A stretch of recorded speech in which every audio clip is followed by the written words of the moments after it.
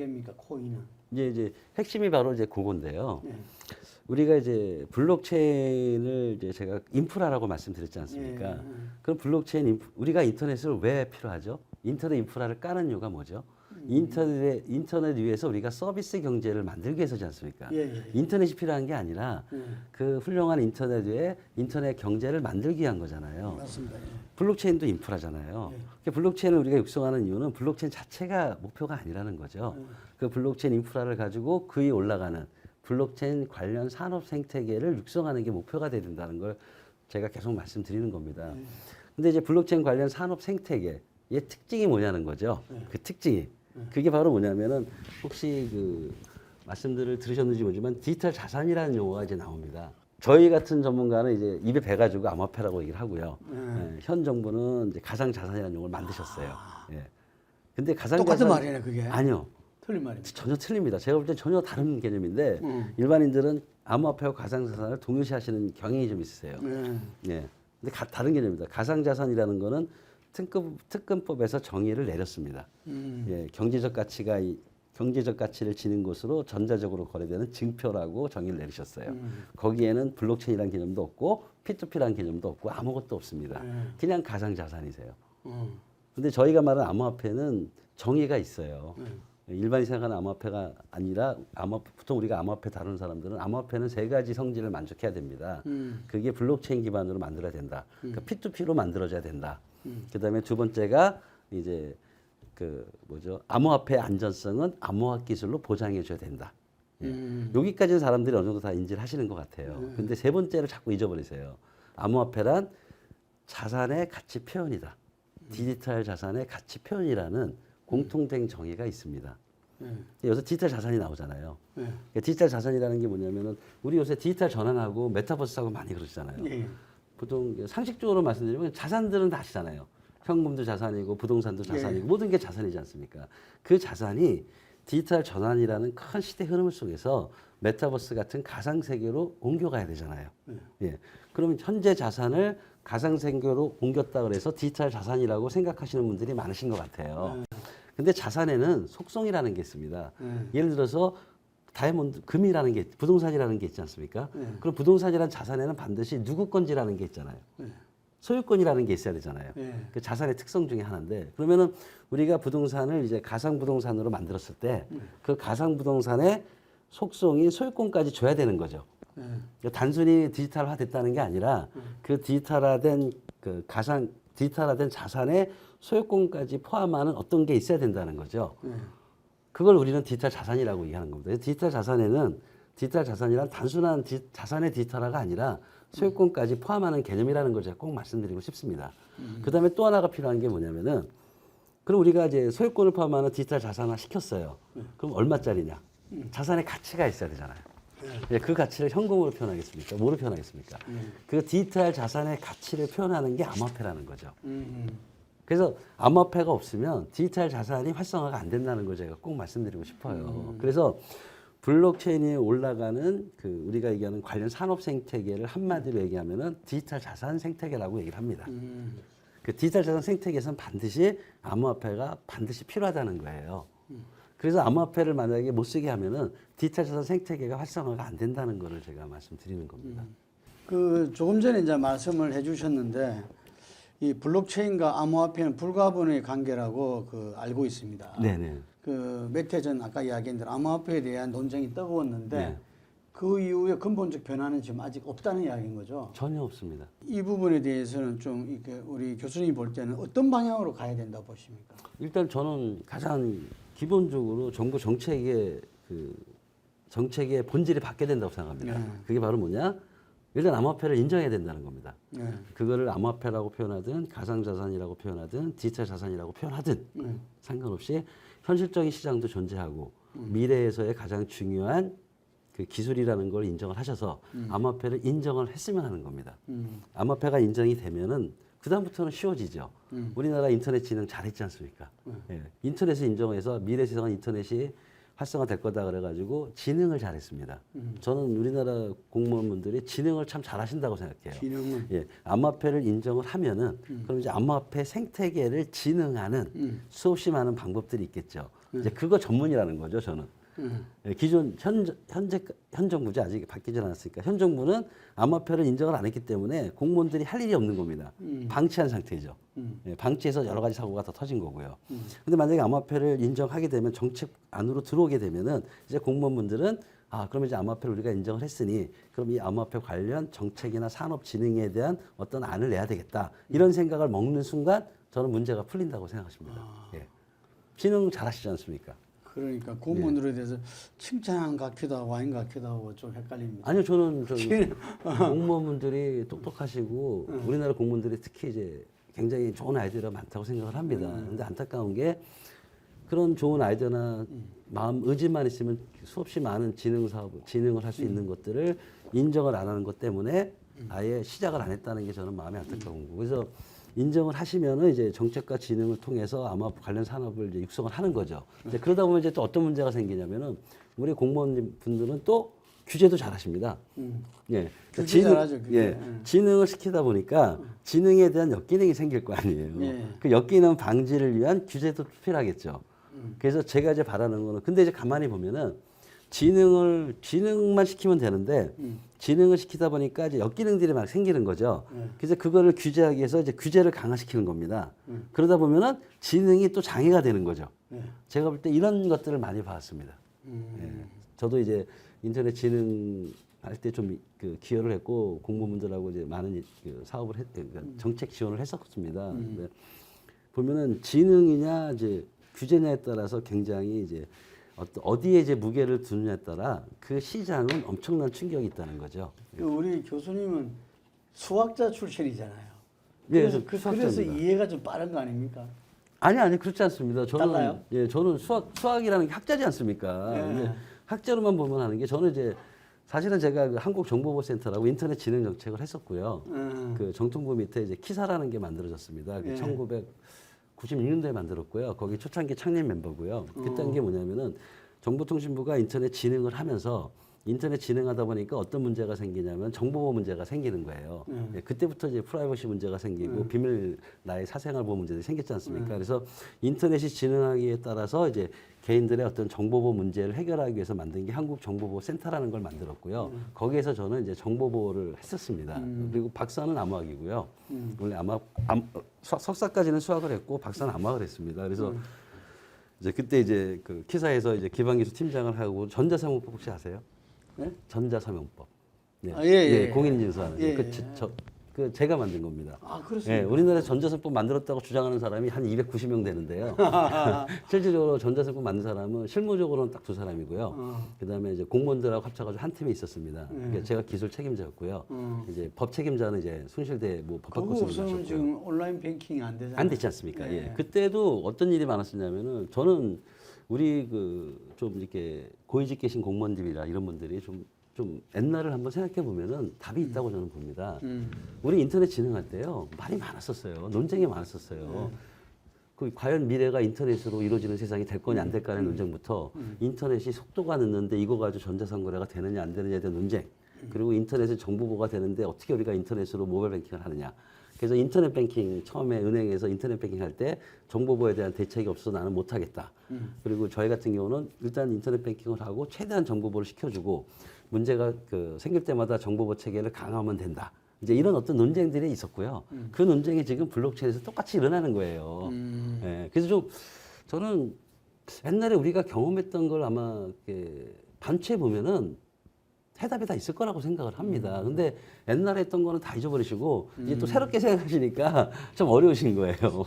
민주당 정권이 어쩌 말하면 인터넷 진흥 주도했었는데 김대중 정부 때 그래서 인터넷 진흥 정부라고 김대중 그러니까 그때 지금 인터넷은 그래서 제가 뭐라 그러냐면 DJ의 가장 큰 업적인데 업적 중에 하나죠. 그래서 이번에 문재인 정부 들어서가지고 제가 김대중 인터넷 진흥을 이어받아 블록체인 진흥을 하셔라 이렇게 얘기했죠.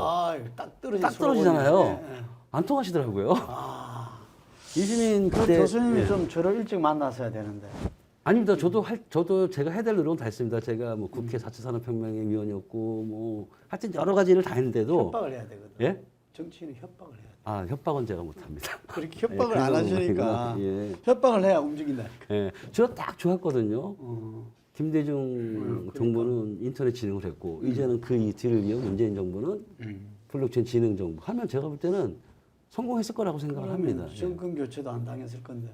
아 그건 제가 전 정치인은 아니기 때문에 그건 잘 모르겠고요. 예. 아니 경제가 좋아졌으면은 이 정권 교체를 안 당하죠. 알겠습니다. 근데 또 복잡한 또 개념이 나옵니다. 뭐냐면 NFT라고. 복잡하지 않습니다. 복잡하지 않습니까? 예. NFT라는 걸 사람들이 그러니까 제가 아까 우리나라 특검법에 있는 가상 자산하고 암호화폐하고 다른 개념이라고 말씀드리는 것 중 제가 확신을 갖는 이 중에 하나가 바로 그 NFT 문제 때문입니다. 왜냐하면은 우리나라에서 가상 자산이라는 거가 나왔지 않습니까? 예. 특검법에 의해서. 예. 그리고 가상 자산에 대한 과세 문제가 나왔잖아요. 네. 예. 근데 이제 NFT가 나왔습니다. 근데 NFT가 가상 자산이냐 아니냐에 대한 논쟁을 하고 있습니다, 지금. 예. 예. 만약에 NFT가 가상 자산이면 과세 대상이고 예. 가상 자산이 아니면 아직은 과세 대상이 아니라는 거죠. 이런 논쟁이라는 게 저는 이해가 안 됩니다. 현재 우리가 알고 있는 그 일반적인 암호화폐들 그것도 토큰이라고 우리가 얘기하지 않습니까? 토큰. 조금 더 이제 기술적으로 말씀드리면 펑저블 토큰, 대체 가능한 토큰이라고 얘기를 합니다. 걔도 암호화폐라는 거죠. 근데 NFT는 non fungible 토큰이에요. 얘도 토큰이에요. 얘도 암호화폐예요. 대체 불가능한. 예, 대체 불가능한. 토큰입니다. 예. 그래서 똑같은 토큰인데 하나는 가상 자산이라고 하고 하나는 가상 자산이 아닌지 논쟁하고 그러니까 저는 좀 사실 이해가 잘 안 돼요. 네, 그리고 일반인한테 얘기할 때 대체 불가능한 토큰이라는 걸 얘기할 때 저는 유니크성, 유일성이라는 걸 주로 강조합니다. 유일성. 예, 아까 제가 디지털 자산에는 반드시 소유권이라는 속성이 들어가야 된다라고 말씀드렸잖아요. 그렇죠. 그래서 보통 우리가 얘기하는 이제 토큰들은 뭐냐면은 현금 같이 우리 저기 사장님이 가지고 계신 10,000원과 제가 가진 10,000원을 그냥 어디에든 일대일로 대체가 가능하잖아요.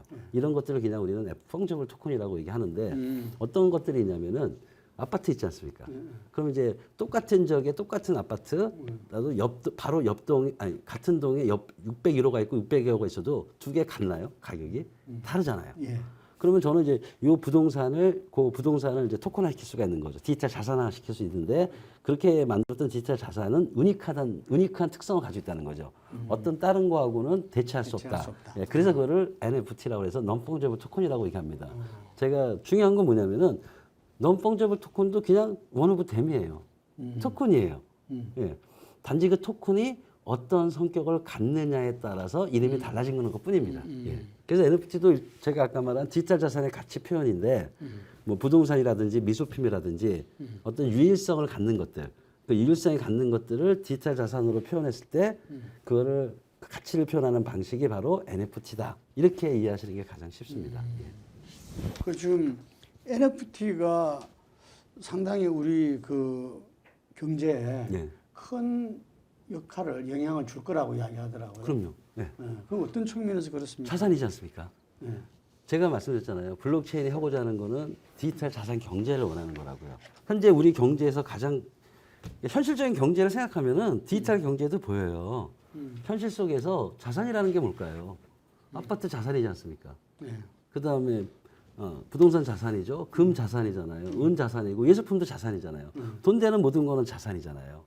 근데 그 자산들이 디지털화 돼야 되지 않습니까? 그러니까 메타버스 안에서 우리가 뭔가를 해야 되려면 가상 경제를 하려면은 그 속에서도의 가상 자산, 소위 말하는 디지털 자산이 필요하잖아요. 그러니까 현실에 있는 모든 자산이 디지털 자산화 되는 게 저는 블록체인 혁명이라고 보는 거예요. 그걸 블록체인 패러다임이라고 얘기를 하는 거고요. 그래서 그 얘기는 뭐냐면은 가장 간단한 예가 메타버스 안에서 메타버스로 우리가 앞으로 이제 경제 활동을 한다고 하잖아요. 그 메타버스 안에서 나만이 갖고 싶은 옷이 있지 않습니까? 그럼 메타버스 안에서는 그것도 나한테는 자산이라는 거죠. 그럼 그 디지털 자산을 표현해줘야 되는데 이제 그런 것들을 NFT로 표현하는 거죠. 그래서 메타버스가 활성화될수록 NFT는 굉장히 성장이 촉진될 거라는 겁니다. 그 대표적인 예가 이제 우리나라에서는 그걸 못 하고 있는데 게임 P2E 같은 경우 저희가 그 게임에서 우리가 어떻게 노력을 해가지고 아이템을 얻지 않습니까? 네, 그것도 자산이잖아요. 제 입장에서는. 실질적으로 자산이잖아요. 그걸 현금으로 현재 현금으로 못 바꾸지만 뭐 지하 경제도 생기지 않습니까? 그럼 그게 자산이면은 그걸로 디지털 자산으로 만들어서 그 디지털 자산의 소유자인 내가 마음껏 활용할 수 있게 해줘야 되는 게 아니냐는 거예요. 교수님은 이 설명 가운데 꼭 다음 질문에 대해서 언급을 하시고 계십니다. 아, 그러세요? 아니 저는 우리 질문 순서가 지금 보고 계시지도 않는데 그래요? 예. 다음 질문이 뭐냐면 메타버스입니다. 메타버스. 예. 메타버스를 통해서 디지털 자산의 영역이 무한대로 넓어질 거라는 이야기가 있습니다. 예, 바로 그 얘기입니다. 예, 그래서 메타버스와 디지털 자산 예. 어떻게 연결되는지 예. 이게 아까 좀 전에 이야기는 언급했지만 예. 다시 한번 더 부탁드리겠습니다. 그러니까 메타버스라는 게 이제 어떤 현실 세계를 초월한 가상의 세계지 않습니까? 예. 그리고 코로나 같은 어떤 이런 그 팬데믹 상태에서 나름대로 새로운 활로가 되는 거죠. 예. 그래서 메타버스 안에서 우리가 경제를 하고 싶은 겁니다. 예. 단순히 메타버스가 게임이나 놀이였다면 큰 의미는 없었을 겁니다. 그런데 메타버스 안에서 우리는 메타버스 경제 생태계를 만들고 싶었던 거고 그거에 대한 가능성을 봤던 거죠. 근데 메타버스 안에서 경제라는 게 과연 무엇일까요? 그러면 메타버스 안에서 경제를 할 만한 가치 있는 어떤 것들이 있어야 되잖아요. 예. 그래서 그것들이 디지털 자산이라고 제가 설명을 드리는 겁니다. 그래서 뭐 메타버스 안에 가상 부동산을 만들면은 그 가상 부동산도 소유권이 있어야 되잖아요. 그러니까 메타버스 안에 나의 가상 부동산이 있는 거고 그 소유권은 나라는 거를 전 세계 사람들한테 주장해야 되지 않습니까?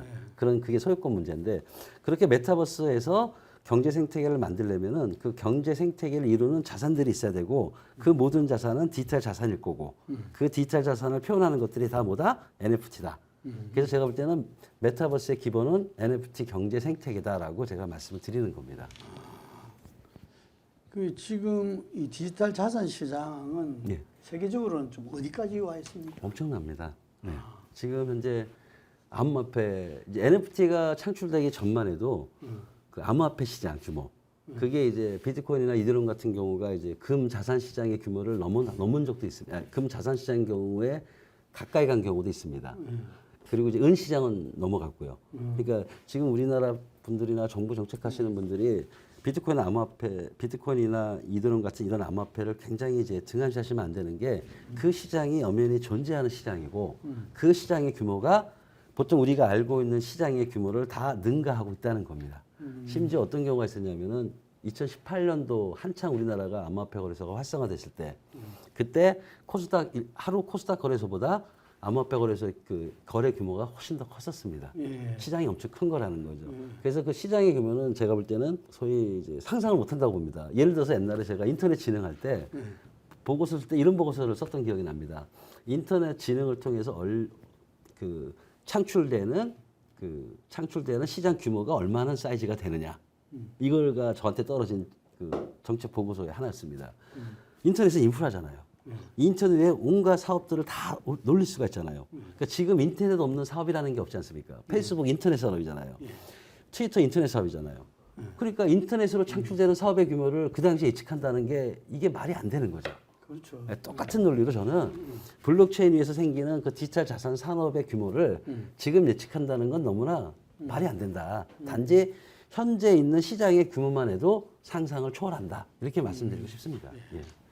웹 3.0 시대가 열린다고 합니다. 예. 웹 2.0이 이 세계적인 그 빅테크 기업들 나왔는데 예. 웹 3.0이라고 표현되면은 또 여기서는 뭐 어떤 경제적인 어떤 결과물이 나올지 모르겠어요. 엄청나죠. 제가 계속 말씀드리는 게 꼭 여러분들 머릿속에 각인시키고 싶은 단어가 있다면 디지털 자산입니다. 그래서 제가 계속 디지털 자산하고 연계를 시키려고 하는 거고요. 웹 3.0의 특징이란 건 뭐냐면은 우리가 이제 봤지 않습니까? 웹 1.0은 그냥 단순한 정보 전송, 웹 2.0은 뭐냐면은 그 개인의 어떤 정보를 리드하고 쓰고자 하는 정도 선에서 끝나는 겁니다. 그래서 그 말은 뭐냐면은 우리가 정보를 얻는 거죠. 근데 이제는 우리 정보를 인터넷에 올리는 거죠. 리드 앤 라이트가 동시에 되는 거죠. 웹 3.0을 많은 사람들이 정의를 합니다. 근데 제가 볼 때는 아직 웹 3.0까지 가기에는 시간이 조금 걸립니다. 왜냐하면 아직 블록체인이 그렇게 활성화 안 됐으니까. 제가 이 말씀을 드리는 이유는 웹 3.0의 핵심이 뭐냐면 리드 라이트를 떠나서 자기의 콘텐츠에 대한 소유권을 주장할 수 있는 거예요. 그래서 개인 맞춤형으로 간다는 거예요. 지금의 웹 2.0은 퍼블릭이라고 생각하시면 웹 3.0은 개인화된 인터넷이라고 생각하시면 됩니다. 그 개인화된 인터넷 그 속에 있는 핵심적인 건 뭐냐면은 내가 올린 콘텐츠인 디지털 자산의 소유권도 그 웹에서는 주장할 수 있다는 거죠. 웹에서는 누가 주장해 주는 게 아니고. 그래서 웹 3.0은 디지털 자산하고 연계가 되고요. 디지털 자산하고 연계되니까 웹 3.0이 활성화되려면 반드시 블록체인 인프라 위에서 활성화된다는 걸 제가 꼭 여러분께 알려드리고 싶습니다. 탈중앙화된 분산금융이라는 DeFi가 있습니다. 아까 DeFi라고 합니다. Decentralized Financing이라고 그래서 합니다. P2P 거래가 강한 암호화폐 형태의 금융 상품을 의미하는 것 같은데요. 네네. 아직까지 쉽게 개념이 잘 안 잡히고 있습니다. 근데 암호화폐의 가격 변동성도 큰 문제일 건데요. 네네. 금융 상품과 비교하면 어떻습니까? 저는 가격 변동성에 대해서 걱정들을 많이 하시는데요. 그거는 이제 어떤 새로운 시장이 나와서 성장하는 진통이라고 생각을 하고요. 실제적으로 제가 이제 정부에 계신 분들이나 정치하시는 분들한테 말씀해 드리는 게 데이터로 우리 얘기 좀 하자. 자꾸 그 어디서 들은 거 가지고 말씀하지 마시고 정확한 데이터를 가지고 근거를 가지고 말씀을 해달라고 얘기를 합니다. 제가 계속 말씀을 드렸어요. 비트코인의 대표적인 변동성 중에 하나가 비트코인이었는데 비트코인의 변동성이 굉장히 컸었습니다. 2017년, 2018년도에는 굉장히 컸었어요. 근데 그 횟수가 가면서 2018년도에 변동성이 줄어들기 시작합니다. 현재는 워낙 비트코인의 시장 규모가 커가지고 변동성이 그렇게 크지 않습니다. 우리가 알고 싶은 50% 폭락 이런 거 없습니다. 그냥 하루에 왔다 갔다 하는 게 그냥 우리가 수긍할 수 있는 정도의 변동성. 뭐 5%에서 10%이 정도. 그거는 주식시장도 마찬가지잖아요. 주식시장은 사이드카라는 게 있잖아요. 사이드카 제도를 왜 줬을까요? 변동성이 제가 아는 바로는 플러스 마이너스 30% 이상 변동성이 나면은 일시 정지를 시킵니다. 그거는 뭐냐면 주식시장도 30% 이상의 변동성이 있다는 걸 뜻하는 거지 않습니까? 이제 암호화폐도 변동성이 차츰차츰 이제 줄어들고 있다는 거는 분명히 제가 말씀을 드리고요. 변동성하고 금융상품하고는 저는 상관이 없다고 생각합니다. 왜냐하면은 아까 이제 디파이를 말씀하셨잖아요. 그러니까 디파이라는 건 뭐냐면은 아까 말한 제가 그 커스터디 서비스라고 은행이 이제 중앙 집중 기관이 있잖아요. 그 세파이라는 게 먼저 있습니다. 그게 센트럴라이즈드 파이낸시라고 해가지고 중앙 집중화된 이제 금융이라고 얘기하는데 그중에 은행들이 다루는 자산들은 현실에서 하는 것들, 현금을 포함해서 암호화폐는 자산으로 인정을 안 해서 안 했다는 겁니다. 근데 현재 은행들이 중앙 집중화된 기관인 은행들이 암호화폐를 자산으로 인정을 해서 암호화폐를 금융상품으로 다루는 세대. 요게 우리는 세파이라고 얘기합니다. 그것의 시작이 이제 커스터디 서비스가 들어가는 거고요. 현재 은행이. 근데 이제 디파이는 뭐냐면은 신뢰기관의 은행이 이제 없어지고 탈중앙화된 소위 말하는 이제 협동조합의 은행이 생겨서 우리끼리 은행을 구성을 하는 거죠. 거기에서 이제 은행은 역할이 바뀐. 은행의 어떤 포지션이 바뀌어야 된다는 거죠. 그때 이제 은행들 할 때, 그때 이제 금융상품들이 생길 때, 지금도 많이 합니다. 그걸 이제 탈중앙화된 거래소도 그 중에 하나고요. 요즘 많이 하는 뭐 수합이라든지 여러 가지가 있는데, 그때 많은 사람들이 이제 변동성에 대해서 그냥 툭 던지세요. 근데 변동성이 크면은, 변동성이 큰 것만큼의 리스크 헤지를 하면 되는 거예요. 예를 들어서 우리가, 부동산을 갖다가 우리가 대출을 받을 때, 부동산의 변동성이 얼마일까? 내년에는 부동산의 가격이 올라갈까 떨어질까? 그 변동성이 얼마일까에 따라서 그 담보를 잡는 비율을 120% 잡는 걸로 알고 있습니다. 근데 지금 부동산이 거의 작년 말에 40몇 프로 떴지 않습니까? 엄청난 변동성이 있었던 상품이잖아요. 그럼 지금 부동산 대출할 때 부동산 가격의 120%가 아니라 뭐 110% 하시느냐? 떨어질 때를 예측해야 되는 거잖아요. 그래서 충분히 그거를 감안해서 대출 규모를 정하고 이자를 정하지 않습니까? 경제에 따라서. 마찬가지로 그래? 근데 대상이 이제 비트코인이야. 근데 비트코인이 보니까 올해 변동폭이 한 50%가 될 것 같아. 그럼 대출을 해줄 때요. 현재 비트코인 가격에다가 반을 뚝 치세요. 그리고 그거에 80%를 대출해주면 됩니다. 변동성 때문에 금융상품이 없는 게 아니고 어떻게 보면은 그 금융상품 시장을 만들었을 때 안전성에 대한 문제가 좀 생기겠죠.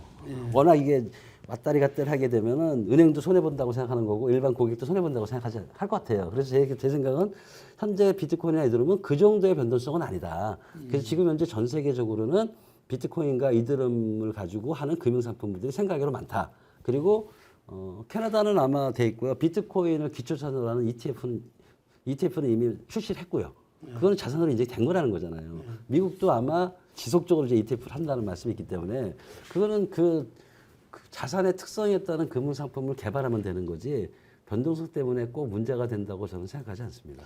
그 요새 젊은이들은 주식하지 않고 코인 한다는 이야기를 많이 들었거든요. 제가 하라고 합니다. 그러니까 이제 가격 변동성 부분도 어쨌든 그 투자 안에 들어오는 들어와 거죠. 있다. 이렇게 지금 보이는데 이 코인이 암호화폐입니까? 코인이? 우리가 보통 얘기하는 코인이나 토큰들이 암호화폐입니다. 암호화폐입니까?